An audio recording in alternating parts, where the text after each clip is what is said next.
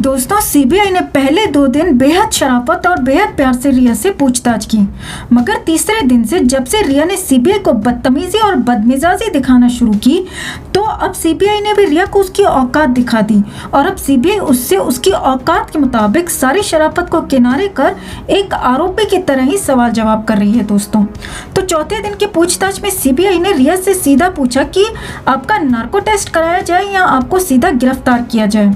सवाल सुनते ही रिया के होश उड़ गए और लड़खड़ाते हुए सीबीआई से कहा कि सर, आपके पास मुझे गिरफ्तार करने के लिए कोई सबूत नहीं है। फिर सीबीआई ने रिया से पूछा, क्या आप नार्को टेस्ट के लिए तैयार हैं? इस पर रिया ने जवाब देते हुए कहा, सर, मैं सभी सवालों का सही सही जवाब दे रही हूँ, फिर आप नार्को टेस्ट के लिए इतना जोर क्यों दे रहे हैं? इस पर सीबीआई ने पूछा, आप सुशांत के अलावा किस किस के साथ संबंध बना चुकी हैं? जिस पर गुस्से में जवाब देते हुए रिया ने कहा, सर, ये मेरा पर्सनल मामला है, कृपया इसमें इंटरफेयर ना करें। जिसके बाद महिला सीबीआई अधिकारी ने कहा कि हमारे पास पुख्ता जानकारी है कि आप महेश भट्ट के साथ संबंध बना चुकी हैं। रिया ने जवाब दिया, ये कैसा बेकार का सवाल है, वो मेरे पिता समान है, महेश भट्ट के साथ मैं क्यों संबंध बनाऊंगी? इसके बाद सीबीआई ने फिर नार्को टेस्ट की धमकी दी तो एकदम से घबराकर रिया ने कबूल कर लिया कि जी सर, सच बताती हूँ, महेश भट्ट के साथ 2 बार संबंध बना चुकी हूँ। जी हाँ दोस्तों, सूत्रों से खबर निकल कर आ रही है कि शर्मो शराफत छोड़कर सीबीआई बिल्कुल इसी तरह रिया से उसकी औकात के मुताबिक सवाल जवाब कर रही है, बिल्कुल एक आरोपी की तरह। तो इसके बाद सीबीआई ने रिया से पूछा, क्या इस संबंध के बारे में आपके माता पिता को पता है? तो रिया ने जवाब दिया, नो सर। सीबीआई ने पूछा, आप और आपका भाई ड्रग लेते थे, क्या ये बात आपके माता पिता को पता थी? रिया ने जवाब दिया, सर, मैंने तो आज तक नहीं ली और अपने भाई के बारे में मुझे पता नहीं है। तो इस पर फिर सीबीआई ने गुस्से में पूछा, आप नार्को टेस्ट के लिए तैयार हैं? क्या आप नार्को टेस्ट में कबूल करेंगी कि आपने जिंदगी में कभी ड्रग नहीं लिया?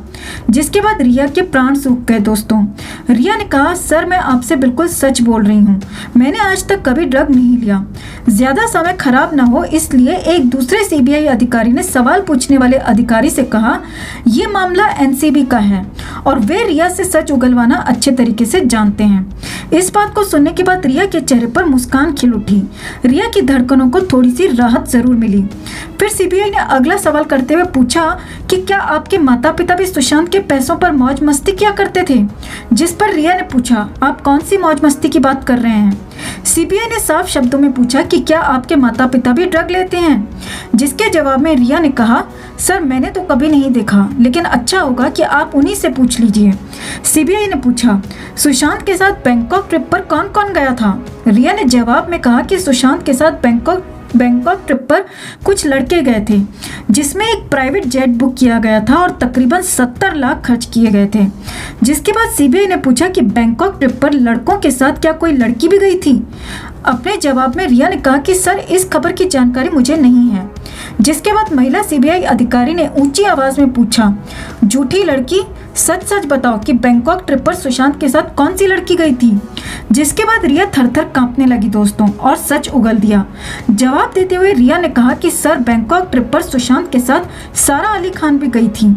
सीबीआई ने पूछा, सारा अली खान का नाम आपने टीवी इंटरव्यू में क्यों नहीं लिया? जवाब देते हुए रिया ने कहा कि टीवी इंटरव्यू में मैंने सारा अली खान का नाम इसीलिए नहीं लिया क्योंकि मैं एक लड़की होने के नाते मैं उसे नेशनल टीवी पर बदनाम नहीं करना चाहती थी। फिर सीबीआई ने हंसते हुए कहा कि वाह, लड़की होने का आपको बड़ा एहसास और जिम्मेदारी है, फिर आपने अंकिता को सरेआम बदनाम क्यों किया? इस पर रिया ने जवाब देते हुए कहा, ये तो सच है सर और मैंने सच ही बताया। फिर सीबीआई ने रिया से पूछा, सुशांत ने आपको पहले आई लव यू कहा था या फिर आपने ही उसे अपने प्यार के जाल में फंसाया? खींच खाते हुए रिया ने जवाब दिया, उसने मुझे पहले आई लव यू बोला था, जिसके बाद हमारा रिलेशनशिप शुरू हुआ। सीबीआई ने पूछा, क्या आपके पास इसका कोई सबूत है? रिया ने कहा कि सबूत तो खुद सुशांत ही था जो अब इस दुनिया में नहीं रहा। दोस्तों, खबरों की माने तो सोशल मीडिया पर ये तमाम बातें चल रही हैं कि सुशांत ने रिया को पहले आई लव यू नहीं बोला था। उस वक्त सुशांत सारा अली खान से बेहद प्यार करते थे, लेकिन बीच में रिया चक्रवर्ती ने आकर सुशांत को अपने प्यार के जाल में फंसाया, उन्हें ड्रग देना शुरू किया और अंत में उन्हें खत्म कर दिया। और इसीलिए सुब्रमण्यम स्वामी रिया को विष कन्या बुला रहे हैं और उनका कहना है कि रिया को हर हाल में उम्र कैद की सजा जरूर होनी चाहिए, नहीं तो सुशांत के साथ कभी भी इंसाफ नहीं हो पाएगा। उनका कहना है कि आईपीसी की धारा 306 के अंतर्गत रिया को जल्द से जल्द गिरफ्तार करके तिहाड़ में डालकर उम्र कैद की सजा सुना देनी चाहिए और फिर उससे जेल के अंदर ही सवाल जवाब पूछने चाहिए। दोस्तों, लोगों का ये भी मानना है कि अगर रिया को गिरफ्तार नहीं किया गया और उसे मुंबई महाराष्ट्र से बाहर नहीं निकाला गया तो रिया को भी खत्म किया जा सकता है, क्योंकि इस केस में बड़े बड़े बॉलीवुड माफिया अंडरवर्ल्ड गैंग में भी शामिल हो सकते हैं।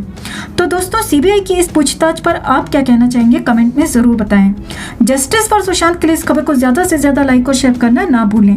हर अपडेट के लिए बने रहें हमारे साथ, क्योंकि आप हैं तो हम हैं।